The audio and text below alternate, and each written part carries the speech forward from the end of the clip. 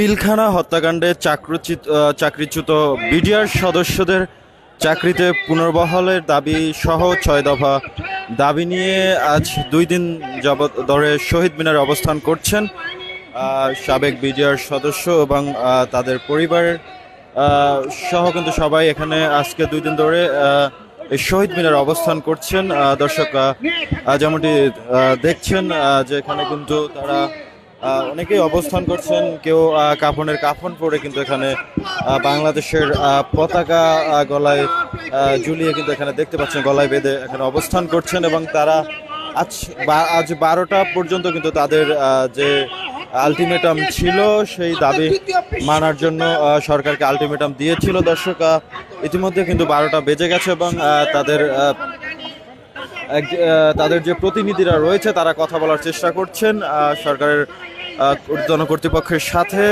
যে সিদ্ধান্ত আসে তারা সে অনুযায়ী কিন্তু তারা জানিয়ে দেবে। দর্শক এই মুহূর্তে আপনাদেরকে সরাসরি যুক্ত করেছি কেন্দ্রীয় শহীদ মিনার থেকে। এখানে দেখতে পাচ্ছেন যে পিলখানা হত্যাকাণ্ডে চাকরিচ্যুত যে বিডিআর সদস্যরা রয়েছে তাদের চাকরিতে পুনর্বহালের দাবি সহ রান্নায় আমার ভালোবাসা Jamuna gas stove. Jamuna gas stove, আধুনিক, নিরাপদ ও দীর্ঘস্থায়ী। যারা এখনো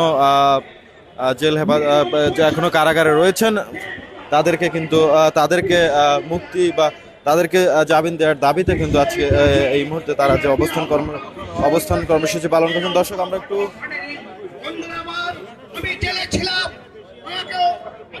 যুক্ত হবে এখানে অবস্থান নেওয়া একজন সদস্যের সাথে। আসলে আপনারা এখানে কেন অবস্থান নিয়েছেন? আমরা আমাদের ন্যায্য দাবি আদায়ের জন্য অবস্থান করেছি। কাফনের কাপড় লাগিয়ে হয় মরব, নয় আমাদের দাবি আদায় করব। আমরা আরো একজন ভদ্রলোক এখানে অবস্থান নেওয়ার জন্য সাথে কথা বলবো। আপনারা এখানে কেন অবস্থান নিয়েছেন?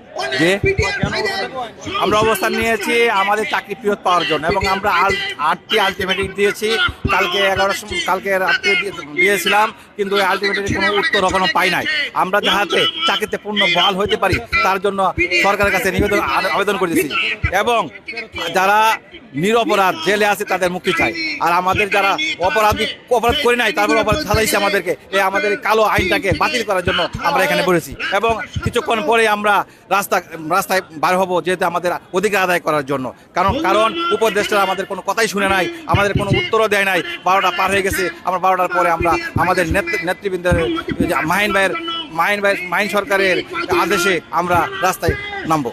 দর্শক যেমনটি দেখছিলেন যে এখানে তার যে সাবেক বিডিআর সদস্যরা চাকরিচ্যুত বিডিআর সদস্যরা কিন্তু এখানে আজকে সহ 3 দিন ধরে কিন্তু এখানে অবস্থান করছেন। এখানে এখানে দেখতে পাচ্ছেন যে এখানে তাঁবু দিয়ে কিন্তু তারা এখানে যেভাবে তারা রাত্রি যাপন এখানে করছেন, থাকা খাওয়া সব কিন্তু তারা এখানে এই আজকে 3 দিন ধরে এখানে তারা করছেন। দর্শক এই মুহূর্তে যে যেখান থেকে লাইভটি দেখছেন শেয়ার করতে পারেন এবং কমেন্ট বক্সে আপনাদের মতামত জানাতে পারেন। পিলখানা হত্যাকাণ্ডে যে চাকরিচ্যুত বিডিআর সদস্যরা তাদের চাকরিতে পুনর্বহালের দাবিতে যে অবস্থান কর্মসূচিতে অংশগ্রহণ করেছেন বা অবস্থান কর্মসূচি দিয়েছেন, সেই কর্মসূচিকে আপনারা কিভাবে দেখছেন বা তাদের দাবিগুলো সম্পর্কে আপনাদের মতামত কি সেটি কিন্তু কমেন্ট বক্সে জানাতে পারেন। জীবন অথবা মৃত্যু। আসসালামু আলাইকুম।